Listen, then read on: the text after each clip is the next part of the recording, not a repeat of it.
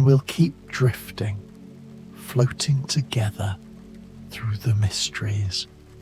100 wall of fire mysteries, looping softly, endlessly through the night. Tonight we'll drift through the blazing boundary where the horizon begins to melt, the hidden currents stirring behind the planet's burning veil, the ancient powers driving the wall of fire ever higher. There's nothing you need to do now, just let your body sink, heavier, heavier. Feel the mattress holding you, every muscle softening, your heartbeat slowing. Thump, thump, matching the rhythm of space itself. Shoulders melting down, jaw releasing, each breath pulling you deeper, deeper into the calm, the quiet, the dark.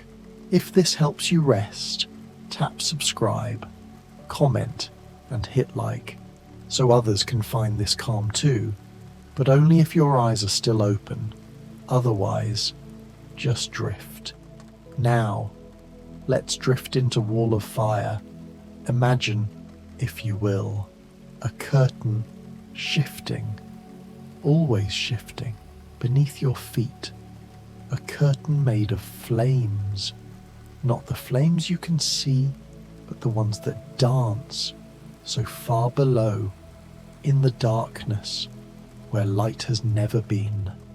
This is the Wall of Fire, the glowing edge where the planet's mantle meets something softer, something that wants to rise, always rising like your breath, in and out, slow, slower. The Wall of Fire doesn't burn like fire burns, it glows with the patience of stone, heated beyond imagining, pressed by the weight of continents, of oceans, of everything above. This boundary, this shimmering line, exists where solid becomes liquid, where the rigid crust of Earth floats on something molten, something that moves like honey, like dreams. Slow, so slow.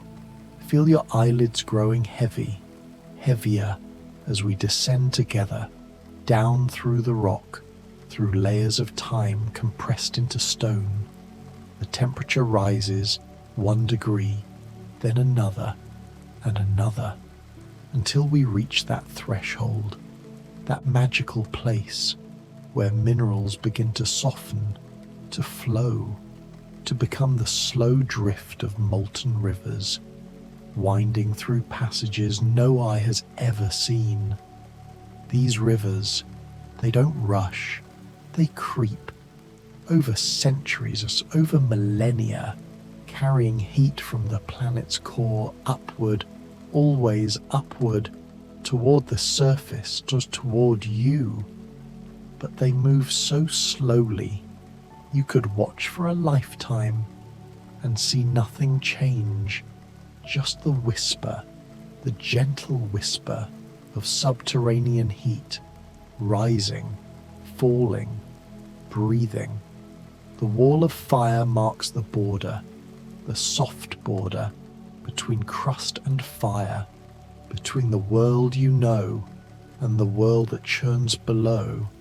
It's not a sharp line, not a wall you could touch. It's a zone, a gradient, where everything transitions from hard to soft, from cold to hot, from still to flowing, like the boundary between waking and sleeping, where you are now, drifting between. Beneath your sleeping body, if you could sink down through your bed, through the floor, through basement and bedrock and ancient sediments, you would find, eventually, the quiet pulse of rising magma. Not violent, not explosive, just rising like bubbles in thick syrup, barely moving, but always moving. Thump, thump, like your heartbeat, slowing now, matching the rhythm. There are buried chambers, hidden chambers, beneath continents, vast pockets where molten rock collects, pools, waits. These chambers sit just above the wall of fire, or just below it, in that transition zone, where the earth can't quite decide whether to be solid or liquid. And in these chambers, the rock glows, cherry red, orange, white, in the perfect darkness, glowing for no one, forever. Sometimes, very rarely, there's a tremble, a small tremble in far-off volcanic fields, a whisper of movement as pressure shifts, as the wall of fire breathes, adjusting itself. The tremble passes through stone, through time, barely felt, just a gentle reminder that everything is floating on something warm, something alive in its own slow way. The wall of fire enables the slow expansion of thermal waves. Heat moves through rock, the way sleep moves through your body, gradually, inevitably, spreading from one place to another. These waves ripple outward from hot spots, from places where the mantle is especially warm, and they travel for thousands of miles beneath your feet, beneath oceans, invisible, silent, patient. If you could see in the dark beneath the crust, you would see a glow, a soft glow, beneath tectonic plates. The plates themselves are cold, relatively, but underneath, just underneath, the wall of fire glows, amber and gold, providing the heat, the lubrication that lets the plates slide, drift, collide, separate. All the motion of the surface begins here, in this glowing zone. There's a promise, always a promise, of a distant eruption somewhere. The wall of fire holds this promise, cradled in its heat. A promise written in pressure, in temperature, in the slow accumulation of buoyant rock that wants to rise, will rise, someday, but not tonight. Tonight everything is still, calm, quiet, just heat and time and slow movement. The air above hot ground shimmers, distorts. You've seen this on summer roads, the way distance seems to waver, to dance. This is the same, but deeper, the shimmering distortion in hot air near volcanic regions is the visible breath of the wall of fire, reaching up, touching the atmosphere, creating mirages, illusions, dreams made of heat. Deep in the rock, there are memories, silent memories of pyroclastic flows, ancient explosions captured in layers of ash, now compressed, now silent. These memories roll through geological time, slowly, the way memories roll through your mind as you drift towards sleep, less distinct now, softer, fading into the darkness, into the quiet. The wall of fire is fed by the breath of superheated stone, stone that has been heated not by fire, but by pressure, by the weight of the world, crushing down, until atoms are forced close together, until friction becomes heat, until solid becomes soft and breathes, rises, falls, like your chest, rising, falling, slower now, so much slower. There are unseen chambers, countless chambers, fueling fire lines around the globe, places where magma waits, patient in the dark.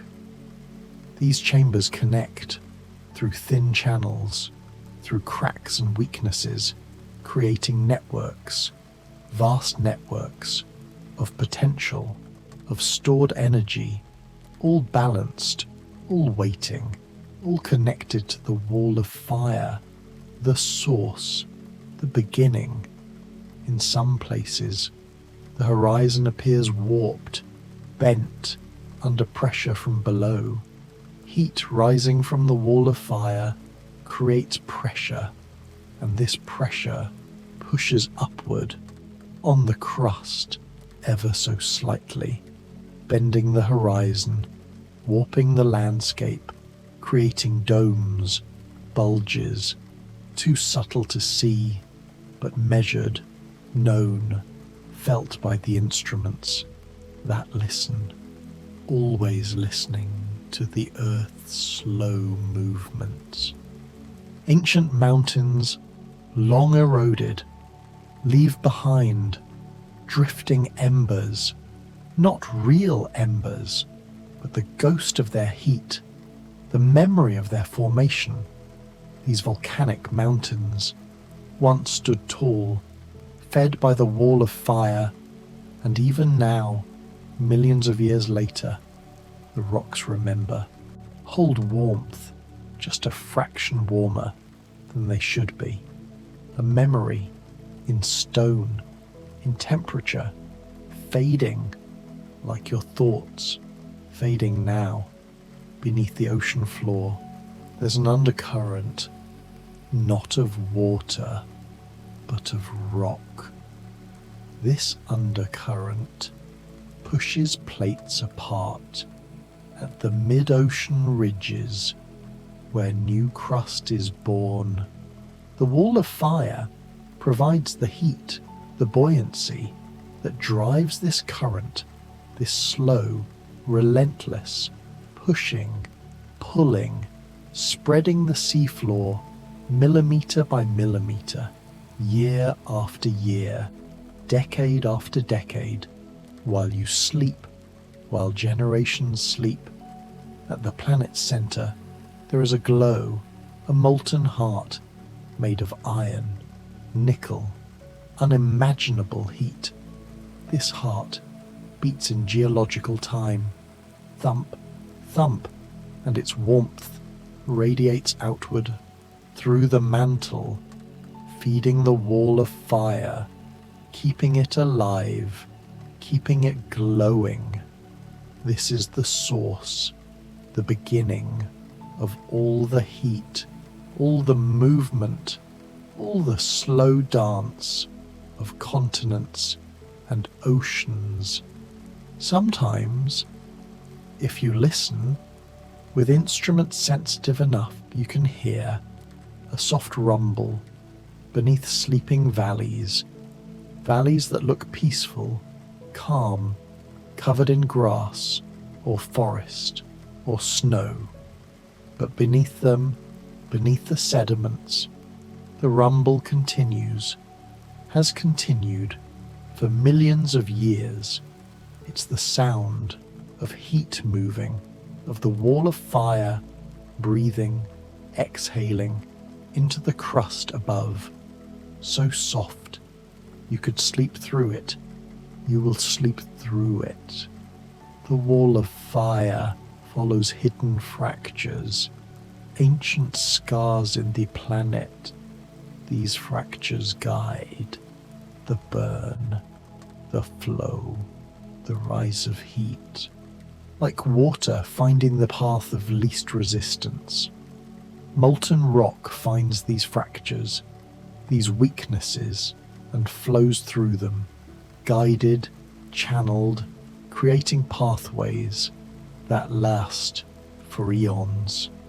The fractures remember, the rock remembers, everything remembers. Down there in the heat and the dark, below the wall of fire, deeper still, there's a layer called the asthenosphere, a beautiful word, asthenosphere. Say it slowly in your mind, asthenosphere. This layer churns, not quickly, but constantly, convecting, turning like a pot of thick soup, barely simmering. The heat makes it weak, makes it flow. And this flow, this slow churn, drives everything. All the movement above, all the drifting, all the formation of mountains and valleys. The ocean floors hide a secret, a fire path, a path of heat and creation, where the wall of fire comes closest to the surface. Here, at mid-ocean ridges, the crust is thin, just a few miles thick, and below it, molten rock waits, rises, erupts gently into cold water, creating new land, new crust, expanding the sea floor. This fire path circles the globe like a seam, a glowing seam, in the darkness, beneath the waves, in places far from volcanoes, far from earthquakes. There are still geothermal towers, gentle towers of rising heat. These form where the wall of fire has a hot spot, a place where a plume of warm material rises like smoke from incense, slow, steady, invisible from above, but there, always there. The gentle rise of these towers brings warmth to the surface, creates hot springs, geysers, pools of heated water, where minerals dissolve and deposit and create strange, beautiful formations. Volcanic arcs curve across the planet's surface, chains of volcanoes following the edges of tectonic plates. These arcs dream, red-tinged dreams of eruption, of fire. But mostly they sleep, fed by the wall of fire below, where one plate slides beneath another and melts, releasing water, lowering the melting point, creating magma that rises, that feeds the volcanoes, that waits, patient, in chambers, dreaming, far off, in remote places. There's sometimes a hiss, barely audible, of shifting vents, places where gas escapes, where heat rises, where the wall of fire breathes out. This hiss has continued for thousands of years, will continue for thousands more. It's the sound of pressure equalizing, of heat finding release, of the planet exhaling, slowly, continuously, like your breath, in, out, continents.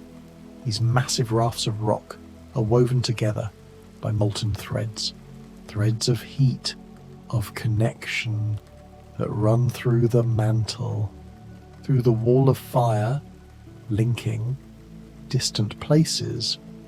What happens in one location eventually affects another. Through these threads, through this network of heat and pressure, everything connected, everything flowing in slow motion, geological motion, the slowest dance. Above volcanic regions, the winds carry ash-laden memories, particles so fine they drift for years, circling the globe. These winds, these quiet drifts, are born from eruptions, fed by the wall of fire, and the ash eventually settles, becomes soil, becomes fertile ground, becomes the foundation for forests, for fields, The destruction becomes creation, given time, given enough slow, patient, drifting time. New ridges, fiery ridges, are born so slowly at the spreading centers where plates pull apart. The wall of fire pushes up, fills the gap, creates new crust, new rock, still hot, still glowing, then cooling, darkening, becoming solid, becoming part of the seafloor. This birth, this slow birth, happens continuously, but so gradually that in a human lifetime you'd see almost nothing, just peace, stillness, the appearance of permanence.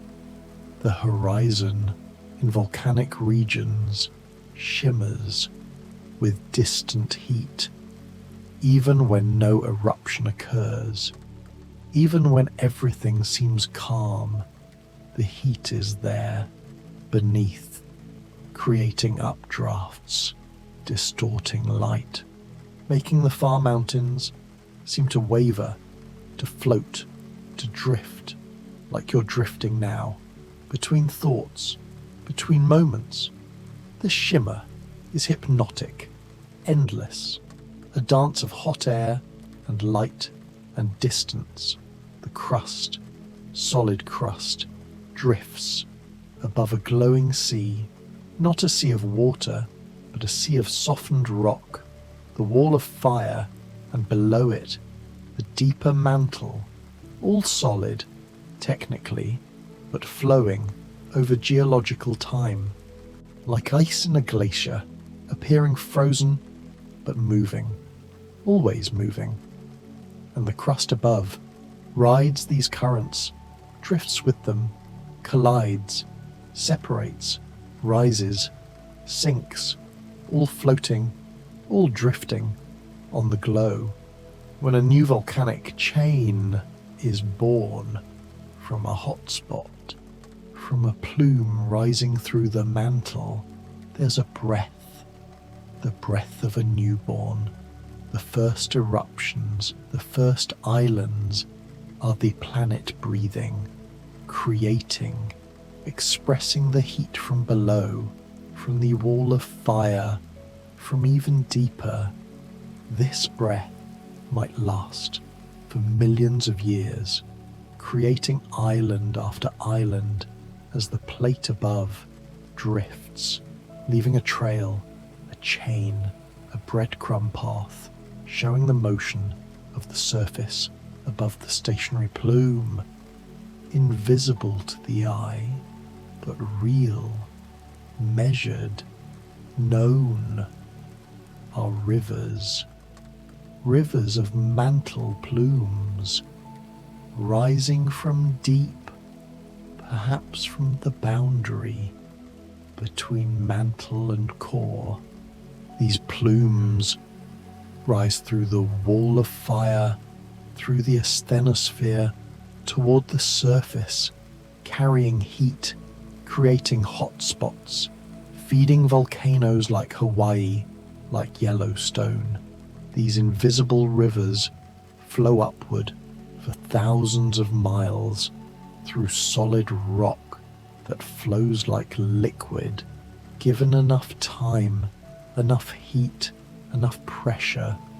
The Pacific Ocean holds beneath its waters a wall of fire, not a wall you can see, but a ring of fire where the Pacific plate meets other plates, where subduction zones create the deepest trenches, where the wall of fire curves upward, feeding hundreds of volcanoes, creating the most active volcanic region on Earth. This underwater wall, this boundary, circles, nearly encircles, the entire Pacific, a ring of heat, of potential, of slow, building, pressure. Your breath, in, out, matches the rhythm of the planet breathing. Feel your chest rising, falling, like the mantle, rising, falling in its slow convection. Everything connected, your body, the earth, both warm, both alive, both cycling, heat and energy in their own time. Let your breathing slow even more, matching the geological pace where a single breath might last 1,000 years. The wall of fire shifts position over time, not in human time, but in the deep time of geology. As plates move, as continents drift, the wall of fire adjusts, moves with them, stays beneath them, or sometimes is left behind, creating fossil heat signatures, ancient warmth trapped in old rock. The shifting position of this boundary has rewritten the map of Earth countless times, will rewrite it countless times more. Below Iceland, a unique place where a spreading ridge rises above the sea. The wall of fire is exceptionally close to the surface. You can walk there on fresh lava, still warm, still releasing heat from its recent birth. Below your feet, just a few kilometers down, the wall of fire glows, feeds the volcanism, feeds the geysers, feeds the endless creation of new land. Iceland grows, millimeter by millimeter, year by year, split down its center by the spreading, by the rise of molten rock. There are places where the wall of fire seems to disappear, where subducted plates sink deep, carrying cold rock down, disrupting the boundary. These cold slabs descending through the mantle create complexity, create variations in temperature, in heat flow, in the depth to melting. The wall of fire bends around them, adjusts, accommodates their presence like water, flowing around stones, finding its path, always finding its patient path. In your body, heat is regulated, maintained, kept constant. In the earth, heat is also regulated, but differently. The wall of fire helps maintain thermal equilibrium, balancing heat from below with heat loss above. This balance has kept Earth habitable, active, alive for 4 billion years. The regulation is automatic, self-organizing, elegant, like your body, maintaining its temperature while you sleep, while you dream, without any conscious thought. Sometimes, in deep mines, workers feel the warmth increasing with every level down, every 100 meters. The temperature rises about 3 degrees. This is the geothermal gradient, and it points always downward toward the wall of fire, toward the source of all this heat. Miners digging for gold, for diamonds, for copper, descend toward, but never reach, this glowing boundary. It remains, always deeper, always out of reach, always waiting below. The wall of fire influences the magnetic field. Indirectly, the heat it provides keeps the outer core molten, convecting, generating electric currents that create Earth's protective magnetic field. Without the wall of fire, without the heat engine, the core might cool, the magnetic field might fade, and solar wind would strip away the atmosphere slowly over millions of years. Everything connected, heat, magnetism, life itself, all depending on the glow far below. Let your mind drift to the seafloor 2 miles down, where sunlight never reaches. Here, at hydrothermal vents, at black smokers, the wall of fire touches the ocean. Hot water, superheated, erupts from cracks, carrying minerals, carrying heat, creating oases of life in the deep darkness. Strange creatures, tube worms, giant clams, eyeless shrimp cluster around these vents, living on the chemical energy from the planet's heat. Life powered by the wall of fire, by chemistry, by warmth from below. The rock at the wall of fire exists in a strange state, not quite solid, not quite liquid, but something in between, a crystal mush where solid grains float in, pockets of melt. This mush can flow over geological time, but appears solid if you could somehow touch it, observe it.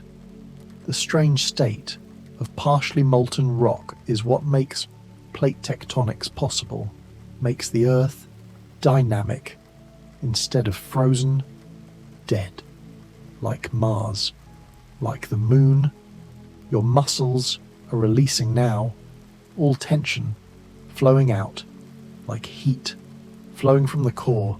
Nothing to hold, nothing to grip, just release, softness, melting into the bed, into the darkness. Feel your legs, heavy, so heavy, sinking, your arms, loose, fingers relaxed, everything letting go, flowing like the asthenosphere beneath the plates, fluid, soft, at peace. The wall of fire has different names in scientific literature. The lithosphere-asthenosphere boundary, the lab, the low velocity zone, the LVZ, but whatever name, it's the same glowing transition where Earth changes character from rigid lithosphere above to flowing asthenosphere below. The names don't matter, only the reality, the heat, the transformation, the boundary that enables everything. In ancient times, people knew that Earth was warm inside. They saw volcanoes, felt earthquakes, found hot springs, but they didn't know about the wall of fire, about plate tectonics, about the mantle. These discoveries are recent, within the last century. The wall of fire existed long before. We named it, understood it, measured it. It existed when dinosaurs walked above, when the first life formed, when Earth was young, always there, glowing, patient, eternal. Some mountains, called shield volcanoes, have gentle inclines, built by thousands of fluid lava flows over millions of years. These flows come from the wall of fire, through mantle plumes, through hot spots. The lava, because it's so hot, so fluid, spreads widely, builds slowly, creates mountains like Mauna Loa, like all the Hawaiian Islands. Mountains built one flow at a time, one eruption at a time, each fed by the inexhaustible heat of the wall of fire. The wall of fire doesn't exist at a single depth. Under oceans, It might be 50 kilometers down. Under old continents, it might be 200 kilometers down. The depth varies because temperature varies, because composition varies, because the melting point of rock depends on pressure, water content, mineral makeup. Everything variable, everything complex, yet everywhere present, the boundary between hard and soft. As you breathe, notice the space between breaths, that moment of stillness when the breath has left and before the next one enters. In that space, there's peace, perfect peace. The wall of fire has spaces too, places where no melting occurs, where temperature is just below the threshold. These spaces, these gaps, are part of the boundary's nature, not uniform, not consistent, but variable, alive, breathing like you in its own slow way. Pressure, incredible pressure, exists at depth. At the wall of fire, the pressure might be 15,000 times atmospheric pressure, 20,000 times. This pressure affects everything. How minerals behave when they melt, how viscous the molten rock becomes.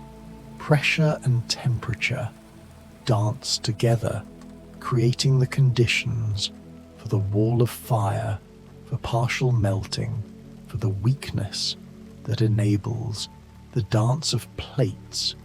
Above, there are maps created by scientists showing variations in the wall of fire's depth. These maps use seismic waves, use heat flow measurements, use mathematical models. They reveal that beneath young ocean floor, the boundary is shallow, warm, active.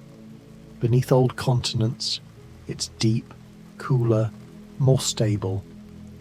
The maps show the complexity, the three-dimensional nature of this boundary.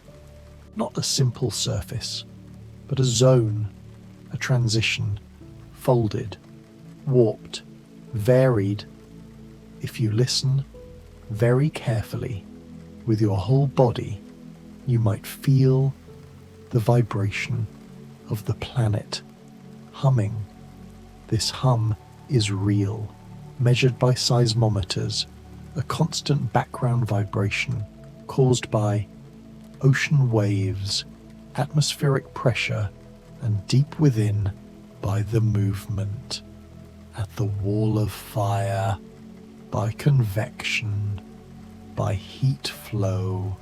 The planet is never silent, never still, always humming, always breathing, a lullaby in frequencies too low for conscious hearing, but felt in dreams. The wall of fire helps create or deposits mineral wealth. When magma rises from this boundary, it carries dissolved metals, copper, gold, silver, zinc. These metals concentrate as the magma cools, as it interacts with surrounding rock, as fluids circulate. The wealth of civilizations, the Bronze Age, the Iron Age, all ultimately come from the wall of fire, from its heat, its chemistry, its patient work over millions of years. Your heartbeat is slowing. You can feel it. Thump, thump, thump. Slower, deeper, calmer. Each beat pushes blood through your body like the mantle pushes plates across the surface. Circulation is life, whether in your veins or in the planet's depths. The circulation continue as you drift towards sleep. Both circulations, yours and Earth's, continuing in the darkness, in the quiet. The wall of fire is affected by water, even tiny amounts of water in rock lower the melting point dramatically. This is why subduction zones, where ocean crust descends, carrying water with it, are so volcanic. The water, released at depth, fluxes into the overlying mantle, lowers the melting point, creates magma that rises, builds volcanic arcs, island chains like Japan, like the Andes, all because water transforms the wall of fire in the darkness beneath you. Imagine layers upon layers of rock, sediments near the surface, then harder rocks, metamorphic, igneous, deeper still, each layer warmer than the last, each layer under more pressure, until finally you reach the transition where solid gives way to soft, where the wall of fire begins. And even there, in that heat, in that pressure, in that darkness, there is order, structure, the laws of physics governing everything. Some scientists study diamonds brought up from deep within the earth. These diamonds contain inclusions, tiny bits of trapped material from depths near the wall of fire or deeper. By studying these inclusions, scientists learn about conditions at depth, about temperature, pressure, composition. The diamonds are messengers from the deep, carrying news of the wall of fire, of the mantle, of places no human will ever visit. The wall of fire moves over geological time as the planet cools, slowly, imperceptibly cooling. The boundary might be slightly deeper now than 1 billion years ago, slightly cooler. The planet is a heat engine running down, but so slowly that billions of years remain before the engine stops, before the wall of fire cools, solidifies, dies, but not yet, not for so long that it's beyond imagining. Feel the weight of the blanket on your body. Feel its warmth, its gentle pressure, like the lithosphere resting on the asthenosphere on the wall of fire. The blanket holds you, protects you, keeps you warm, and below, far below, the wall of fire does the same for the continents, for the oceans, holding them, letting them drift, keeping everything in motion, in balance. There are computer simulations, models of mantle convection, scientist input, the laws of physics, the properties of rock, the temperature of the core, and the computers calculates how the mantle flows, where the wall of fire forms, how plates move. These simulations match reality surprisingly well. They confirm our understanding of the heat engine, of the glowing boundary, of the slow, patient circulation that drives everything. The wall of fire existed before life, before oceans, before the atmosphere. When Earth was young, newly formed, mostly molten, there was no wall of fire, no boundary, just heat everywhere. But as the planet cooled, the surface solidified and a lid formed, and beneath that lid, the wall of fire emerged, a boundary between the solid lid and the convecting interior. It has been there ever since, evolving, adjusting, but always present. Let your thoughts slow down, become quiet, like the slow thoughts of geological time, where a thought might take 1,000,000 years to complete. Your mind drifting, formless, merging with the darkness, with the quiet. Nothing urgent, nothing pressing, just the slow drift into sleep, into dreams, into the peace that comes when you stop trying and simply let go. If you could feel it, you would sense a soft quiver, a deep earth resonance, too low for human ears, too slow for human perception, but there, always there. This resonance travels through the planet, from the wall of fire, through the mantle, through the crust, of vibration, of heat, of movement, the planet humming to itself, a lullaby in frequencies you can't hear but can feel in your bones, in your sleep, in your dreams. There is a long memory in the rock, in the crust of supervolcanoes, eruptions so vast they changed the climate, blocked the sun, created winters that lasted years. These supervolcanoes are fed by vast chambers connected to the wall of fire, chambers that fill over hundreds of thousands of years, slowly, patiently accumulating heat, magma, pressure, until one day, far in the future or far in the past, the pressure becomes too much. But that day is not today.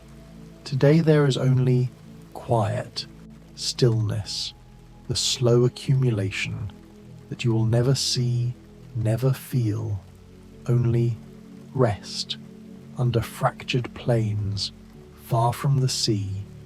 There's a hot glow, a warmth that seems out of place. These plains once were volcanic, or sit above thin crust, or rest atop a mantle plume. The glow beneath them comes from the wall of fire, closer here than elsewhere, bringing heat to unexpected places, creating geothermal anomalies, hot springs in cold regions, warmth in the depths of winter, a gift from below, from the ever-burning boundary. Magma domes rise in slow motion, slower than you can imagine. These domes form when magma pushes upward, but doesn't break through, doesn't erupt, just pushes, lifts, creates a bulge in the crust above. The rise might take 10,000 years, 100,000 years, and you lying here in this moment, this brief moment, a part of that story, that long, slow, rising, everything, rising, your chest, the magma, the heat, all rising together, then falling, slowly, gently. The Earth's fire belt holds endless tension, not the tension of stress, but the tension of potential, of energy stored, waiting. This belt follows the wall of fire follows the plate boundaries where heat and pressure and motion combine to create a state of readiness. But readiness that might wait for centuries, for millennia, before anything happens. If it happens at all, mostly there is just the tension, the potential, the quiet, waiting. At the surface, sometimes there's a warm shimmer, a distortion, subtle, easy to miss.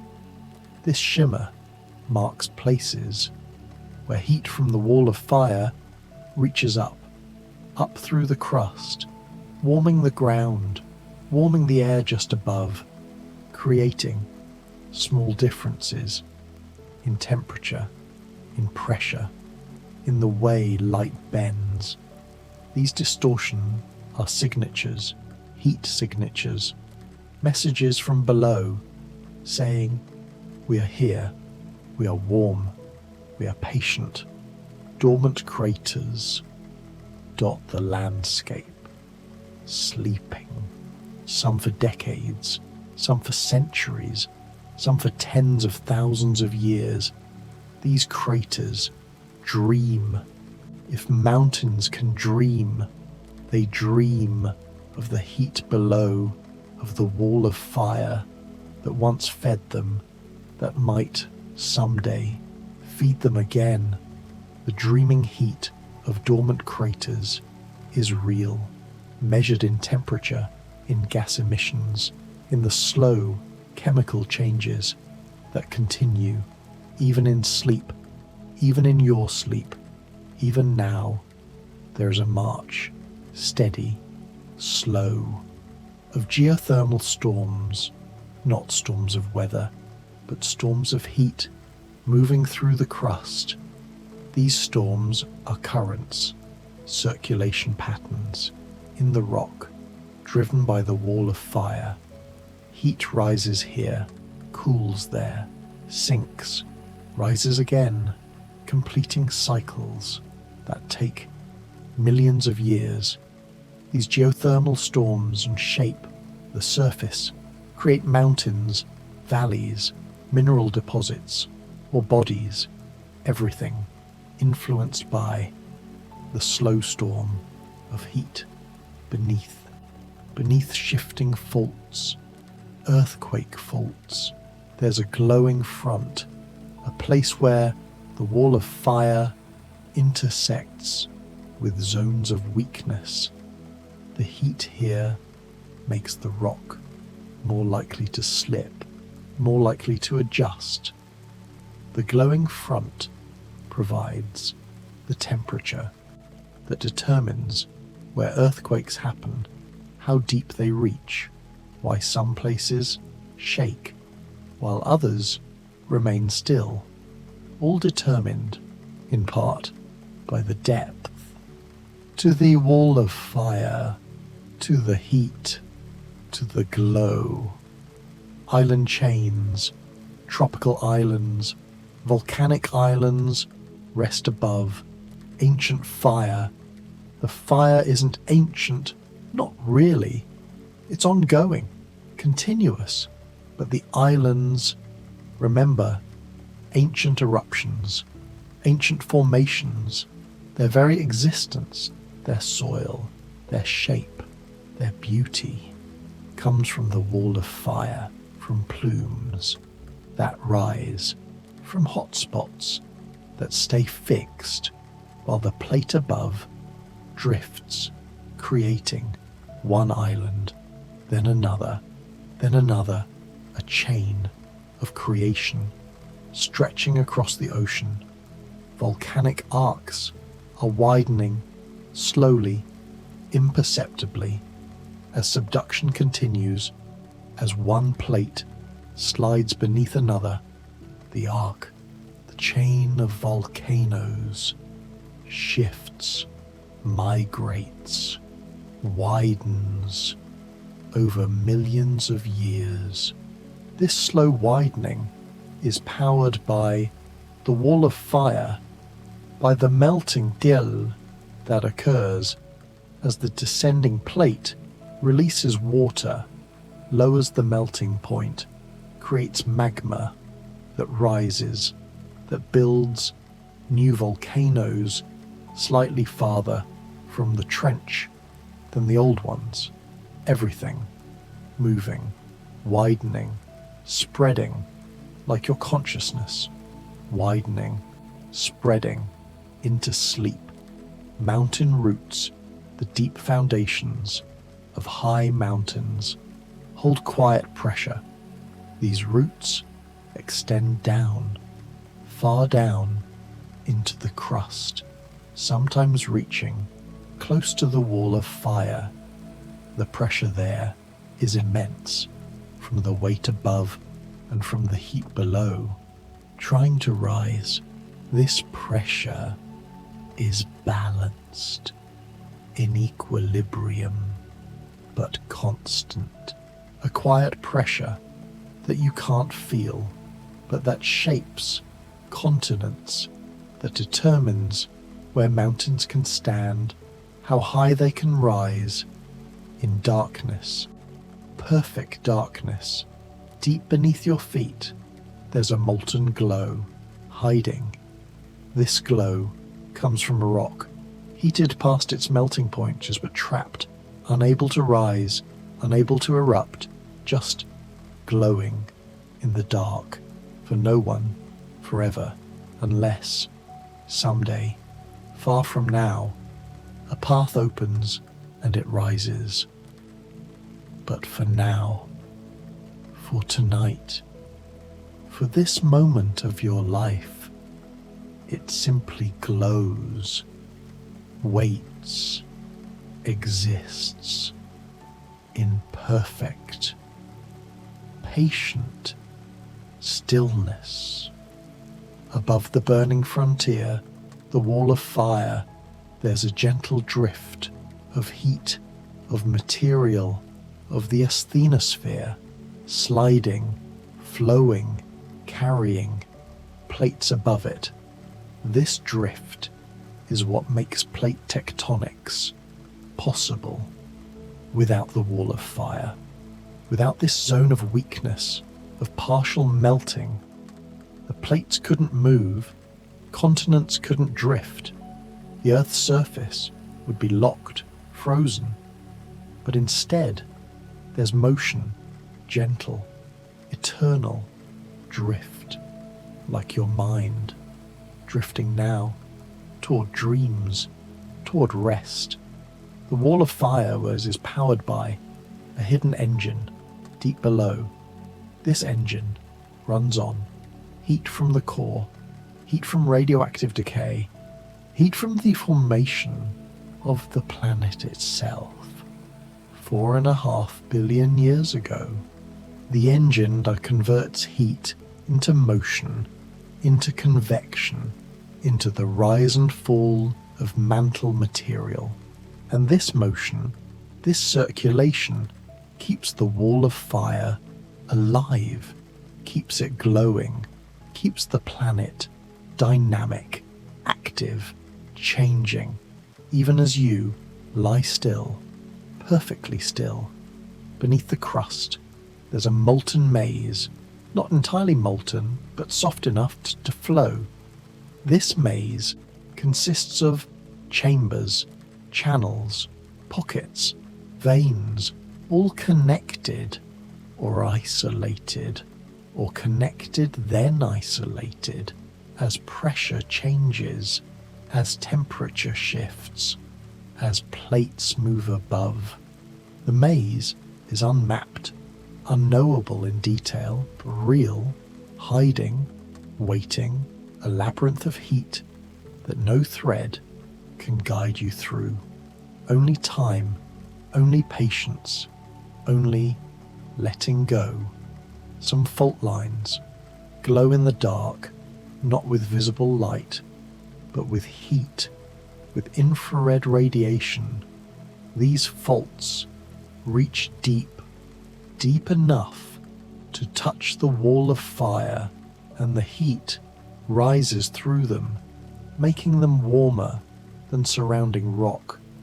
The glow is subtle, measured by satellites, by instruments, but real, a signature of connection between surface and depth, between the world you see and the world that hides beneath. There are secret tunnels, not carved, but formed by heat, by pressure, by the way. Molten rock can force open pathways through solid stone. These tunnels carry magma from the wall of fire toward the surface. Some reach the surface, become volcanoes, dikes, sills, but others stop partway, cool, solidify, become frozen rivers of once molten rock, trapped, preserved, waiting to be found, or waiting to remain hidden forever. Heat rises, always rises, and as it does, it bends the horizon, creates mirages, distorts the view. This rising heat from the wall of fire creates pressure waves, temperature gradients that travel through the crust, the mantle, even the core. The horizon bends in response. Mountains appear to float. Distances seem wrong, but it's just heat, just the wall of fire reaching up, touching everything, changing everything, subtly, constantly, before the burn, before an eruption, before magma reaches the surface. There's quiet pressure, building pressure that takes years, decades, centuries to accumulate. This pressure comes from the wall of fire, from new magma entering chambers, pushing, expanding, lifting, but so slowly that monitoring is measured in millimeters, in microstrain, in tiny, tiny changes. The quiet pressure before the burn is almost peaceful, patient, like the pressure of sleep, pressing down on you and gently, irresistibly. Deep in the earth, there's a pulse, a rhythm, too slow to hear, too deep to feel, but there, measured, known. This deep earth pulse is the heartbeat of convection, the rise and fall of mantle material moving in patterns that take millions of years to complete one cycle.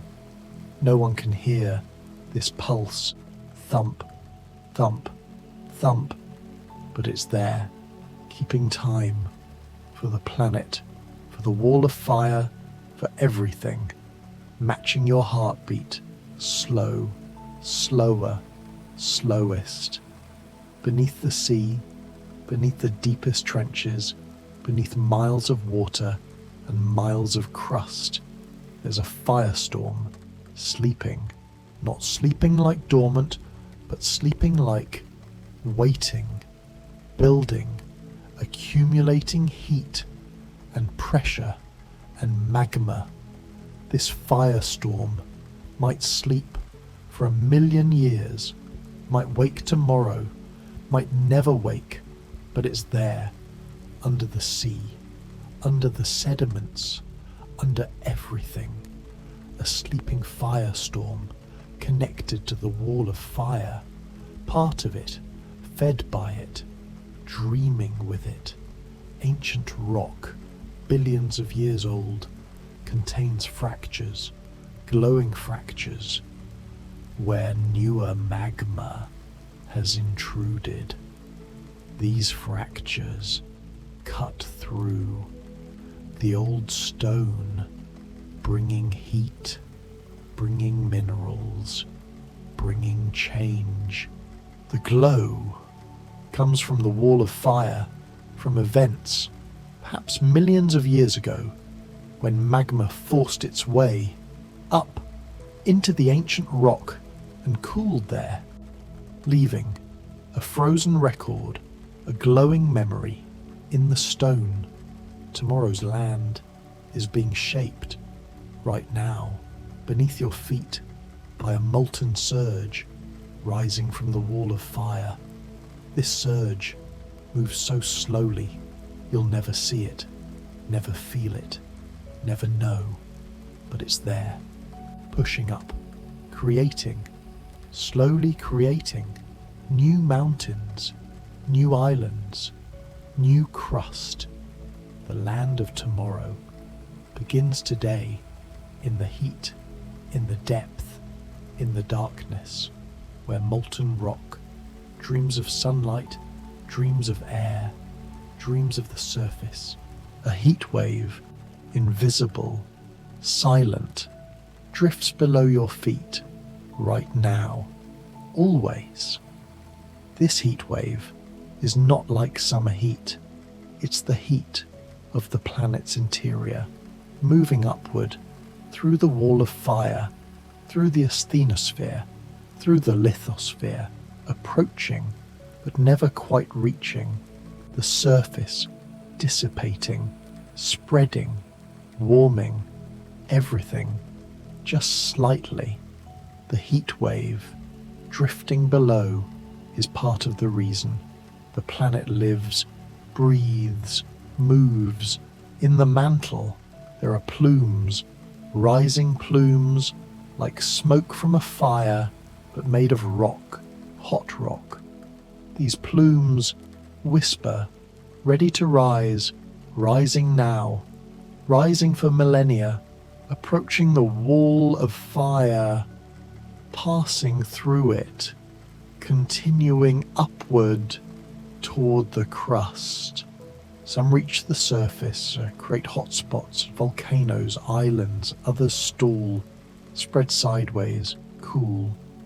The whispering plume, ready to rise, is always there, somewhere, rising, patient, unstoppable.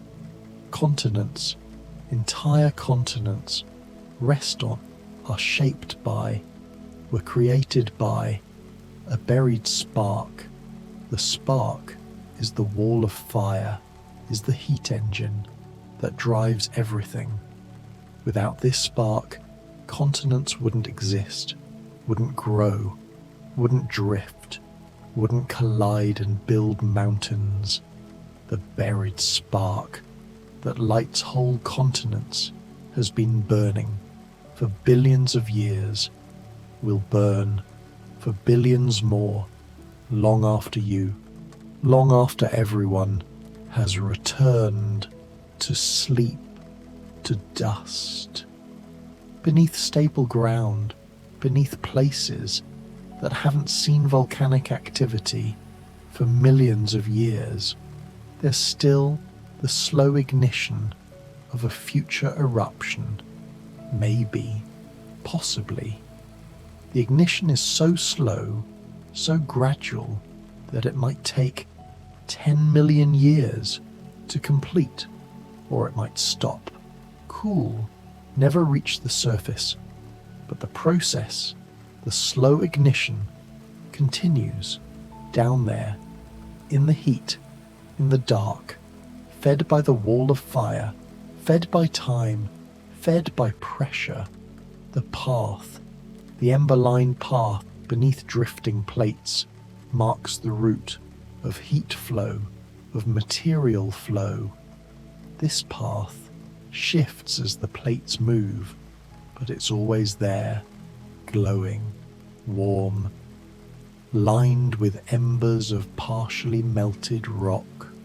The path determines where volcanism can occur, where heat reaches the surface, where the wall of fire's influence is strongest, and the plates above drift over this path like ships on a glowing sea, moving, always moving, millimeters per year, centimeters per decade, meters per century. volcanic chains stretch across the ocean, across continents, fed by the molten breath behind them. This breath comes from the wall of fire, from the zones of subduction where water released from the descending plate lowers the melting point, creates magma that rises, that breathes life into volcanoes.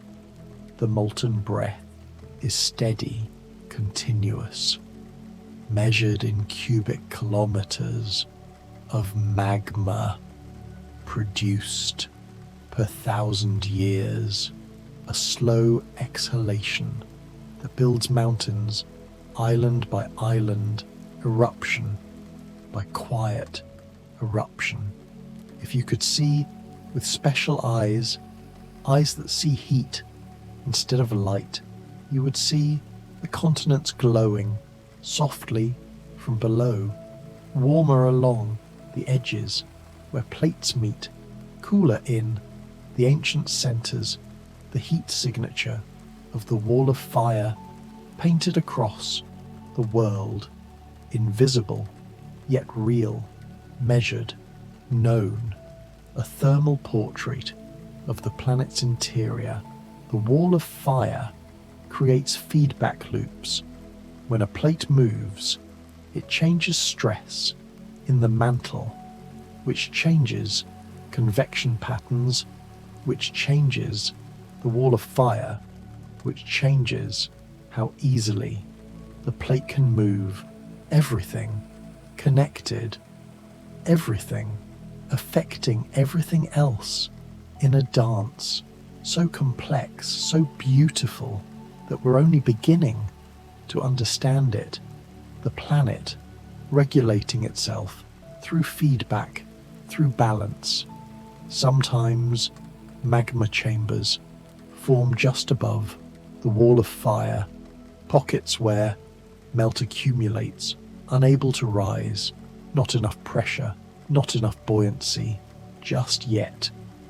These chambers can exist for millions of years, slowly crystallizing, slowly cooling, or slowly growing, waiting for the right moment, the right conditions to rise, to erupt, or to simply cool in place, become plutons, granite bodies that will someday be exposed by erosion.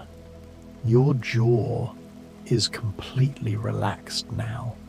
Your tongue soft in your mouth, your eyes still under closed lids. No need to see, no need to move them. Everything now at rest.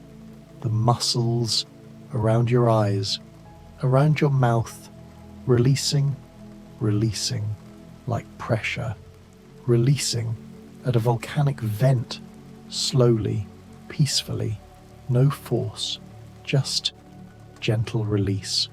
The wall of fire influences ocean circulation in subtle ways. Heat from mid-ocean ridges warms the water, creates circulation patterns, affects chemistry, affects life. The deep ocean is not uniform in temperature. Pockets of warmth exist near, spreading centers near volcanic regions. And these pockets, these thermal anomalies, create currents, affect nutrients, affect where life thrives. In the deep dark, all connected to the wall of fire, to heat rising from below. Beneath the Yellowstone caldera, one of Earth's supervolcanoes, there's a mantle plume, a column of hot rock, rising from, perhaps, the core mantle boundary. This plume passes through the wall of fire, bringing extra heat, feeding the volcano above. The plume has created a trail of volcanic remnants across the western United States. As the plate drifted southwest over the stationary plume like breadcrumbs, marking the path of North America over the hot spot. The wall of fire has a sound. If you could hear in the right frequency, it would be the sound of crystals forming and melting, the sound of rock flowing, the sound of heat moving, a deep sound, profound, below human hearing, but there, always there, the planet's voice speaking in the language of thermodynamics, of pressure, of phase changes, of voice, older than life, older than oceans. Let your attention drift down through your body to your feet. Feel them heavy, warm, relaxed. Then let your attention keep drifting down through the floor, through the earth, through rock, getting warmer, darker, deeper, until you reach, in your imagination, the wall of fire. Feel its warmth, not burning but comforting, ancient, eternal. You are held, supported by this warmth, by this boundary. You are safe. The chemistry of volcanic rocks tells stories about the wall of fire. Basalts from Hawaii have one chemistry, andesites from subduction zones have another. Each chemistry reflects the depth of melting, the amount of melting, the presence of water or lack thereof. Scientists read these rocks like texts, learning about conditions at depth, about the wall of fire, about how the planet works. The rocks are evidence, proof, testimony. There are rare minerals that form only at high pressure, high temperature, near the wall of fire. Minerals like garnet, clinopyroxene, in certain forms. These minerals, when found at the surface, tell us they formed deep, very deep, and were brought up by tectonic processes, by erosion, by the endless cycling of rock from depth to surface and back again over hundreds of millions of years. The wall of fire is not democratic, not evenly distributed. Some places have more heat, more activity, more melting. The Pacific Ring of Fire, the East African Rift, the Mid-Atlantic Ridge, these are places where the wall of fire is most active, most productive, most alive. Other places, like the ancient centers of continents, are quiet, stable. The wall of fire, distant, deep, almost forgotten, almost, but not quite. As continents collide, as mountains rise or the crust thickens, and as it thickens, it insulates, traps heat beneath it. The wall of fire responds, adjusts its depth, adjusts its temperature, everything, seeking equilibrium, seeking balance. The collision of India into Asia, creating the Himalayas, has changed the local character of the wall of fire, buried it deeper, made it hotter, changed the flow patterns in the mantle below. Everything connected, everything responding. Your spine sinking into the mattress, vertebra by vertebra, each one releasing, settling. The natural curve of your spine, supported, relaxed, No tension, no holding, just sinking, settling, like sediments, settling onto the ocean floor, layer upon layer, year after year, century after century, each layer recording a moment in time, each breath recording this moment of rest. The wall of fire has variations, small-scale variations in temperature, in composition, in thickness. These variations create small-scale convection, little swirls, little eddies in the flowing asthenosphere. And these eddies, these small circulations, affect how stress is distributed, where earthquakes happen, how volcanoes behave. The complexity is fractal, patterns within patterns, circulation within circulation, all the way down. When oceanic crust is subducted, pulled down into the mantle, it eventually reaches the wall of fire, passes through it, continues deeper. But as it descends, it releases water, changes the melting point, creates the volcanic arcs we see at the surface. The descending slab is cold, denser than surrounding mantle, and it pulls the plate behind it down. This slab pull is one force driving plate tectonics, powered by gravity and the density contrast created by cooling. There are mathematical equations that describe the wall of fire, equations of heat transfer, of fluid dynamics, of phase equilibria. These equations balance temperature, pressure, composition.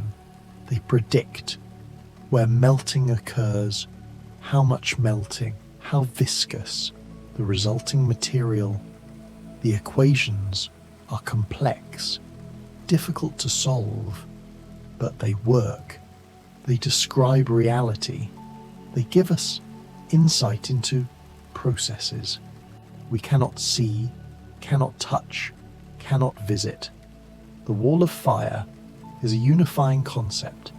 It connects volcanism, earthquakes, mountain building, seafloor spreading, continental drift, all into one coherent system. Before we understood the wall of fire, before plate tectonics, these phenomena seemed separate, unrelated, mysterious. Now we see they're all connected, all part of one grand system, one heat engine, one process of a planet cooling while staying alive. Let your breathing become even slower, each breath longer, deeper, more relaxed. Feel the pause at the end of each exhale, that moment of complete stillness before the breath returns. In that pause, there's nothing, no thought, no sensation, just being. The wall of fire also has pauses, places where convection stalls, where nothing happens for thousands of years, just stillness in the deep. The heat flow from Earth's interior is about 47 terawatts. That's 47 trillion watts of power continuously radiating from the planet. Most of it comes through the wall of fire, through mid-ocean ridges, through volcanic regions, through hotspots. This heat is the leftover from Earth's formation and from radioactive decay inside the planet. It's been flowing for 4.5 billion years, and will flow for billions more. Some rocks, called xenoliths, are chunks of the mantle brought up in volcanic eruptions. These rocks come from depths near the wall of fire, perhaps from below it. They give us direct samples, rare samples of material from depth. Scientists study them, measure their minerals, their temperature, their chemistry, learning from these gifts from the deep, brought up by volcanic violence but containing peaceful information about the world below.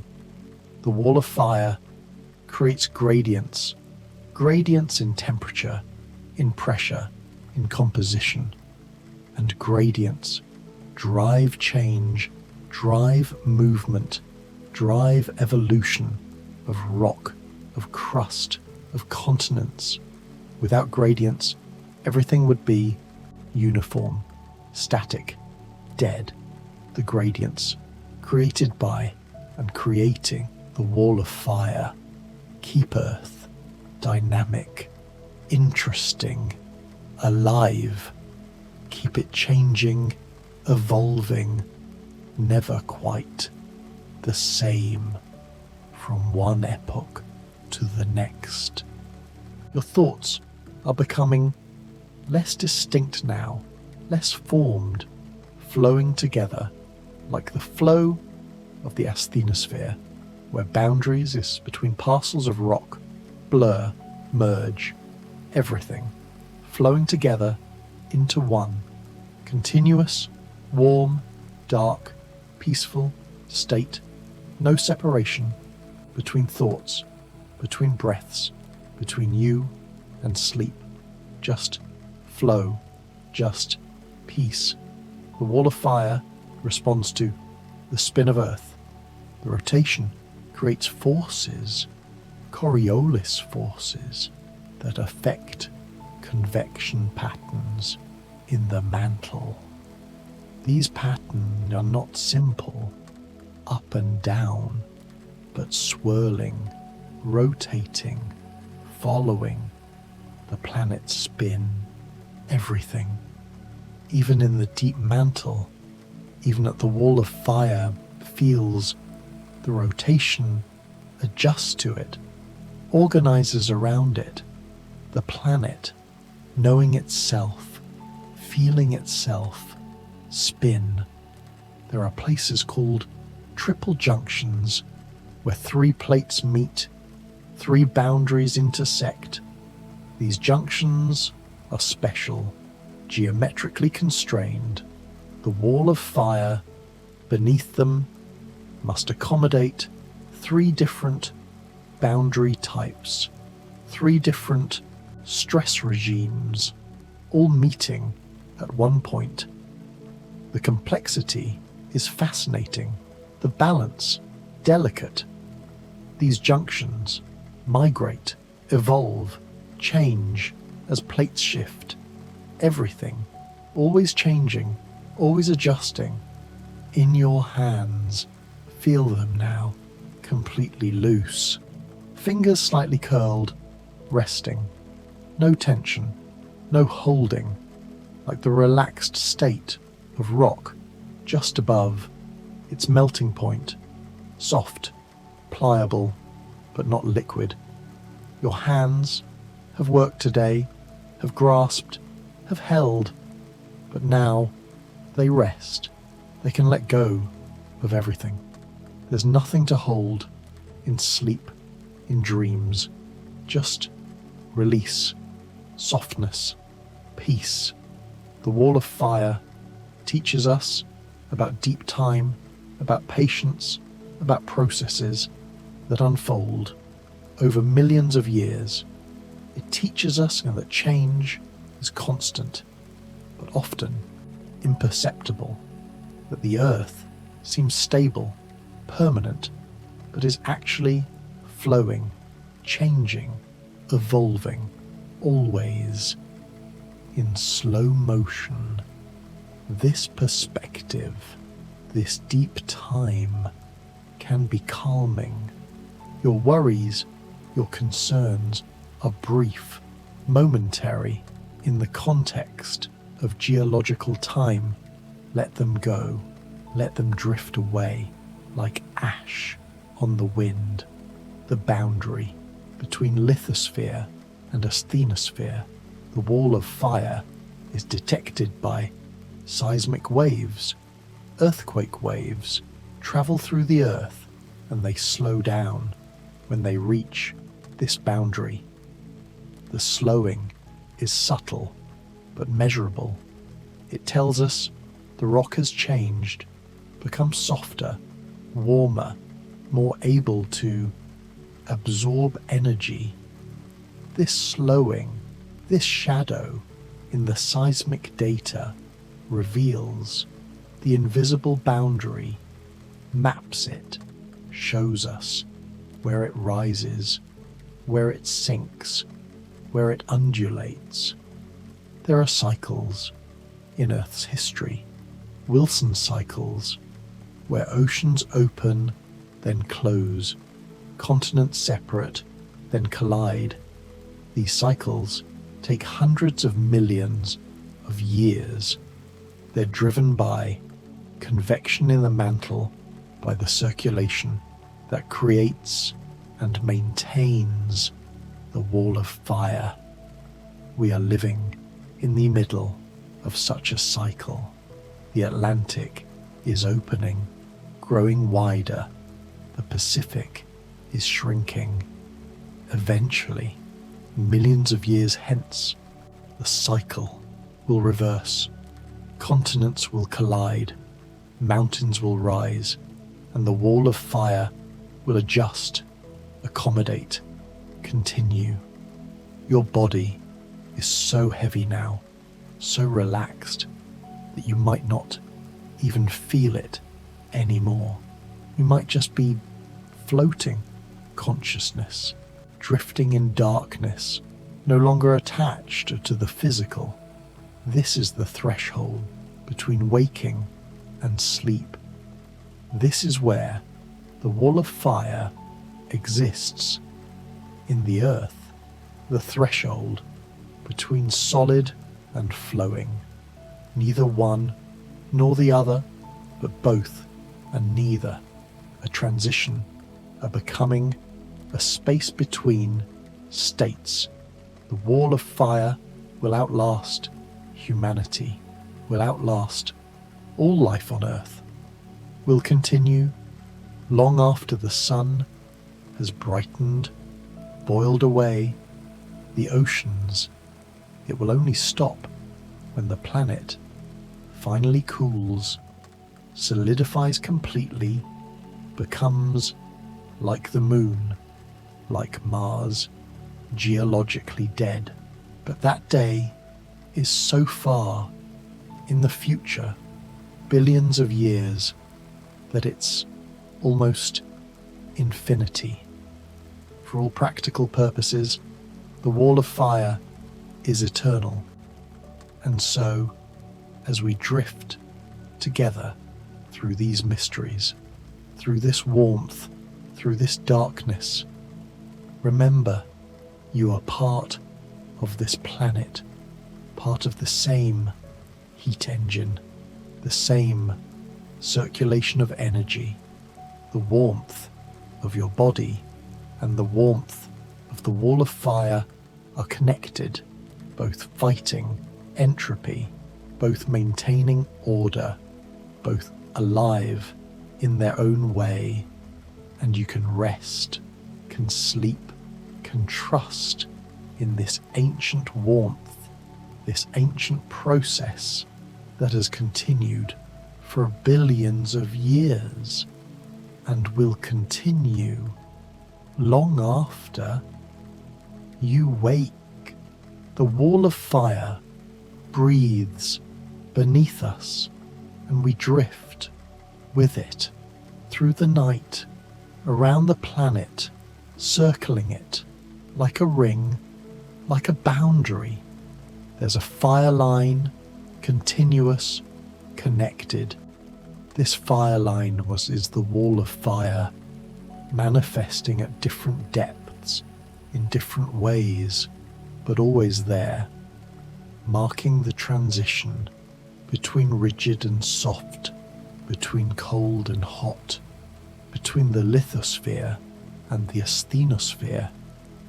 The fire line that circles the planet is invisible, unmapped in detail, but known, felt in its effects, in earthquakes, in volcanoes, in the slow drift of everything, somewhere, right now, beneath the ocean, beneath the land.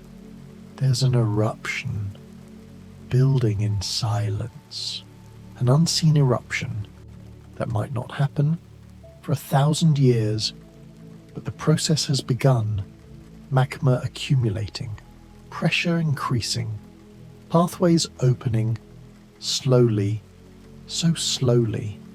The eruption builds in silence, in darkness, in the realm of the wall of fire, and no one knows. No one can know exactly when, or if, or where, only that it's happening, somewhere, always, beneath the quiet world. Every ocean holds beneath its floor a glowing frontier where new crust forms, where plates separate, where the wall of fire rises closest to the surface. This frontier runs down the center of ocean basins, marked by ridges, by rifts, by lines of underwater volcanoes.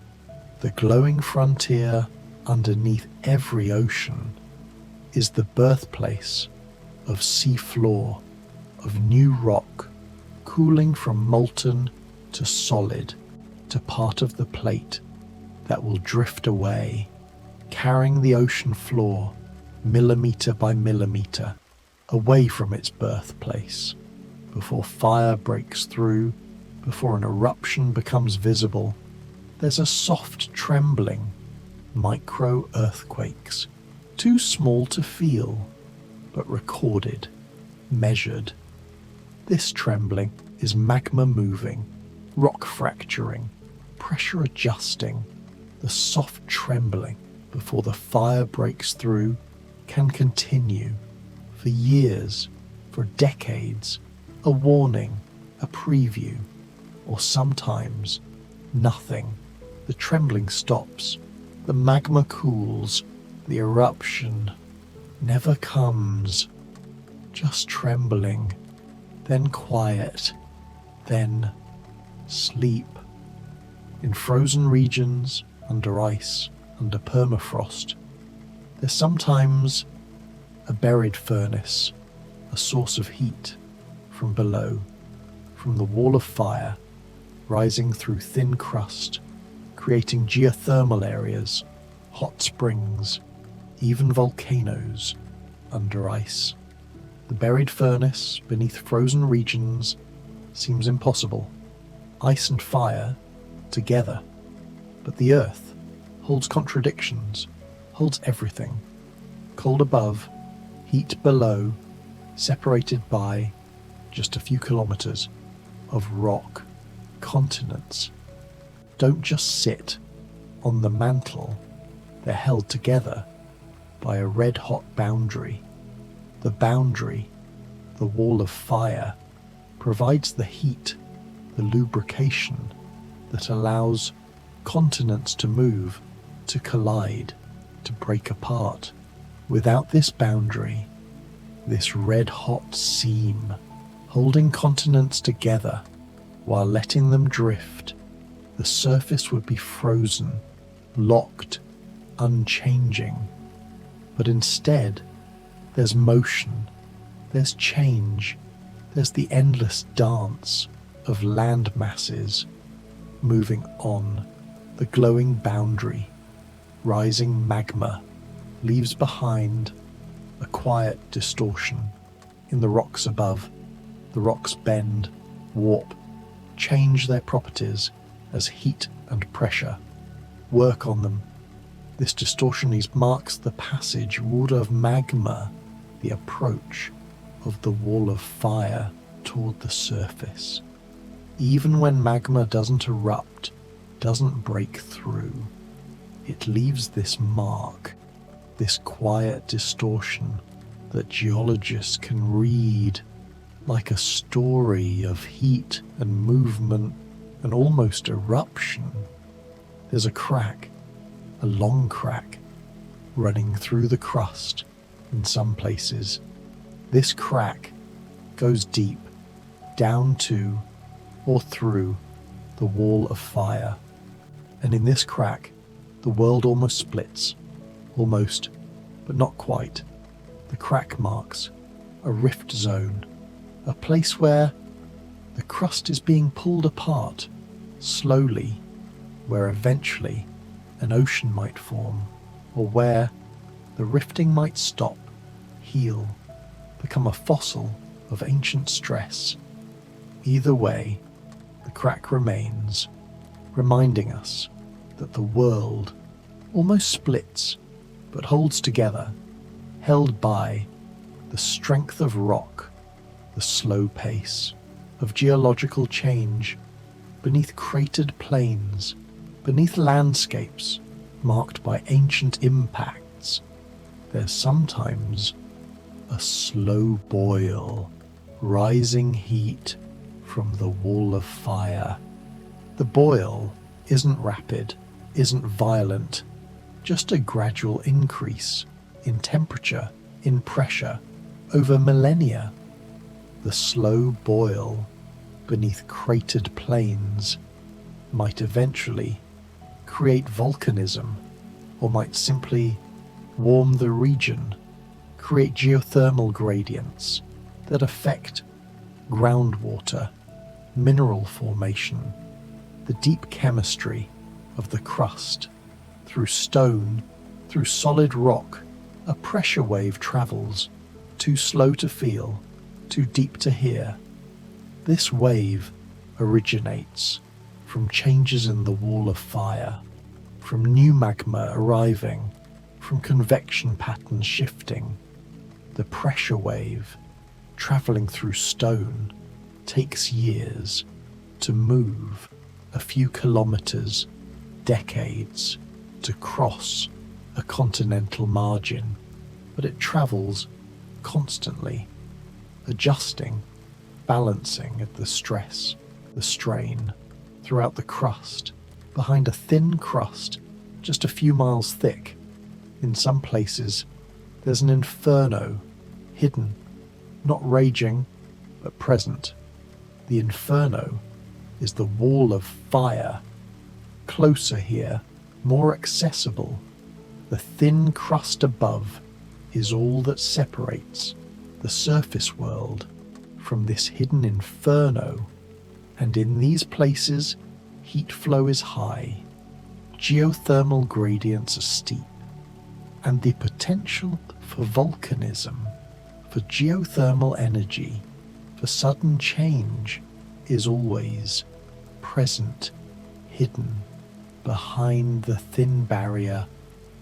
The future of Earth, the path of heat, carving the Earth's future, is already being written in the currents of the mantle, in the position of the wall of fire, in the distribution of heat below.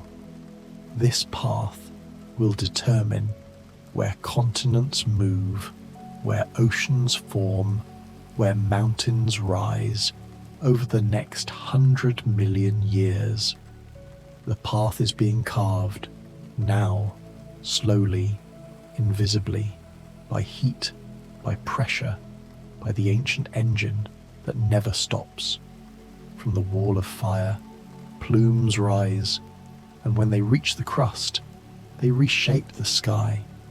Not physically, but they change the atmosphere through eruptions, through gas release, through particles ejected into the stratosphere. These rising plumes that reshape the sky, have changed climate, altered ecosystems, even caused extinctions in the deep past, and they will do so again someday, but not tonight. Tonight the sky is clear and you are safe and warm and drifting under sleeping mountains, mountains that haven't erupted in recorded history. There's a drifting blaze, molten rock, or partially molten, moving so slowly, accumulating, waiting. The drifting blaze under sleeping mountains is the reason. They might wake someday, but sleep for mountains can last 10,000 years, 100,000. And in the meantime, there's only the drift, the slow accumulation, the patient heat beneath the sleep. Islands rise from the sea, pushed upward by a molten undercurrent. This undercurrent flows from plumes in the mantle, passing through the wall of fire, bringing heat, bringing buoyancy, bringing rock that wants to rise. Islands form, one eruption at a time, building. Coral grows on them. Life colonizes.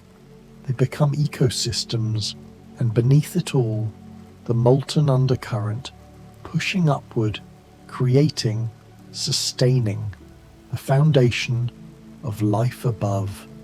Ancient fissures, cracks in the crust that opened millions of years ago, are sometimes filled with firelight, with magma that rose, then cooled, then crystallized, leaving behind veins of different rock, mineral-rich, heat-altered. These ancient fissures, and filled with the frozen memory of firelight, are mined sometimes for metals, for gemstones, for resources that exist only because the wall of fire once touched this place, once filled it with molten potential. Beneath faulted ridges, beneath mountain ranges formed by compression, there's sometimes a secret glow. The glow comes from friction, from pressure, from the fact that the wall of fire might be closer here, or heat flow higher. This secret glow beneath faulted ridges affects the strength of rocks, the depth of earthquakes, the style of mountain building, everything connected to heat, to the presence of the wall of fire, even in places where it seems distant, cold, unrelated, remote deserts, dry landscapes, far from water, sometimes hide beneath them a simmering cauldron, a geothermal reservoir connected to the wall of fire through fractures, through thin crust, through the accidents of geology. The simmering cauldron under remote deserts holds water, superheated under pressure, ready to flash to steam if the pressure drops, if a well is drilled, if the balance is disturbed. But undisturbed, it simply simmers, has simmered for millennia. A seam, a fiery seam, threads through oceans and continents, connecting them. This seam is the global network of the wall of fire, of plate boundaries, of spreading ridges, of subduction zones, all connected in 3 dimensions through the depth of the earth. The fiery seam threading continents is why an earthquake in one place might change stress patterns thousands of miles away. Everything connected, everything part of one system. Look to the horizon of a world still forming, and you see the red glow of processes not yet complete. The earth is not finished, not static, still forming, still changing. The horizon glows red, metaphorically, with the heat of ongoing creation, of continents colliding, of oceans opening, of mountains rising, all powered by the wall of fire, the heat engine that keeps the world dynamic, alive, never finished, always forming. Every surface, every landscape carries a heat signature, invisible to the eye, but real, measured, known. This signature tells the story of what lies beneath, how deep the wall of fire waits, how much heat flows upward. The heat signature no surface can hide is written in temperature gradients, in geothermal measurements, in the thermal glow that infrared satellites can detect. Everything revealed by heat toward the crust. From the depths, a molten tide creeps, not quickly, but inexorably. This tide responds to pressure, to temperature, to the endless circulation of the mantle. The molten tide creeping toward the crust might arrive at the surface, might not, might cool, might solidify, might remain forever in the middle of its journey. But it creeps, continues, moving, like time, like sleep, inevitable, patient. The caldera, collapsed, quiet, filled perhaps with a lake, might be awakening. The kindle, the slow kindle, shows in gas emissions, in small earthquakes, in ground deformation, measured in millimeters. The slow kindle of an awakening caldera might lead to eruption, might lead to nothing, just a stirring, then back to sleep. But the kindle has begun. The wall of fire is sending heat, is sending magma, is testing the barriers between depth and surface through tectonic scars, old wounds as a crust. A hidden spark travels. This spark is new magma, new heat, finding old pathways, old weaknesses, exploiting them, rising through them. The hidden spark, traveling through tectonic scars, connects the past to the present, uses ancient structure to create new volcanism. Everything in geology is recycled, reused, repurposed by the patient work of heat and time. In the earth, there's circulation, deep earth circulation of heat. This circulation is convection in the mantle, rising where hot, sinking where cool, creating currents that drive plate tectonics, that power the wall of fire. The circulation has continued for billions of years, will continue until the planet cools, until radioactive elements decay, until the heat finally dissipates. But that day is billions of years away. For now, the circulation continues, thump, thump, like a heartbeat, eternal. Near the core, at the boundary, Between the molten outer core and the solid lower mantle, there's a boundary layer, thin, distinct, where heat transfer changes character. This layer feeds heat into the mantle, drives plumes, influences the wall of fire.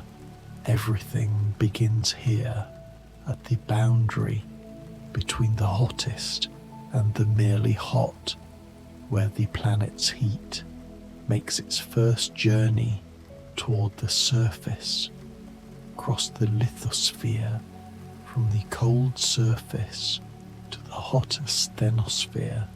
There's a thermal gradient, a steady increase in temperature with depth. This gradient varies from place to place, steep in some areas, gentle in others. The thermal gradient across the lithosphere determines where the wall of fire sits, how deep it is, what temperature it reaches. It's different under oceans, under continents, under mountains, under rifts, but always there, always increasing with depth. In the mantle, convection organizes into cells, convective cells, large regions where material rises, spreads, cools, sinks, rises again. These cells are thousands of kilometers across, and they circulate over millions of years. The convective cells of the mantle are the engine, the true engine, behind everything. They organize heat flow, create the wall of fire, drive plate motion, shape the surface, all because hot material rises, cool material sinks, and the cycle continues forever. Deeper in the mantle, at high pressure, high temperature, there's a temperature curve called the adiabat, the deeper mantle's adiabat. This curve describes how temperature increases with depth in a way that reflects compression, the squeezing of rock by the weight above. The adiabat is important because it determines where melting can occur, where the wall of fire forms, where solid becomes soft, becomes molten, all determined by this curve, this relationship between depth and heat. The wall of fire exists partly because of viscosity contrast. Viscosity is resistance to flow, and at the wall of fire, the viscosity drops dramatically. Rock above flows very, very slowly, or not at all. Rock at the wall of fire flows like thick honey. The viscosity contrast just at the fire line creates a boundary, a zone of weakness that enables everything, enables drift, enables motion, enables change. Without this contrast, the earth would be frozen, still, dead. Above hotspots, above mantle plumes, there's sometimes a geoid anomaly. The geoid is the shape of Earth's gravity field, and hotspots create bumps in it, anomalies, because the hot rock is less dense, pulls less. The geoid anomaly above hotspots is measured by satellites, by careful mapping of tiny, tiny variations in gravity. These variations, invisible, unfelt, reveal the presence of heat below, of the wall of fire, of plumes rising from the deep. At the wall of fire, rock has a certain rheology, a certain way of deforming under stress. It's not purely viscous, not purely elastic, but something in between. Viscoelastic, viscoplastic, complex. The rheology of semi-molten rock determines how quickly plates can move, how stress is distributed, how earthquakes occur. Everything about the solid Earth's behavior depends on this rheology, this complex response to heat and pressure and time. At mid-ocean ridges where plates pull apart, there's heat flux, enormous heat flux, heat flowing from the mantle through the thin crust into the ocean, warming the water, creating circulation, supporting unique ecosystems. The heat flux at mid-ocean ridges is the highest anywhere on Earth, because here the wall of fire approaches closest to the surface.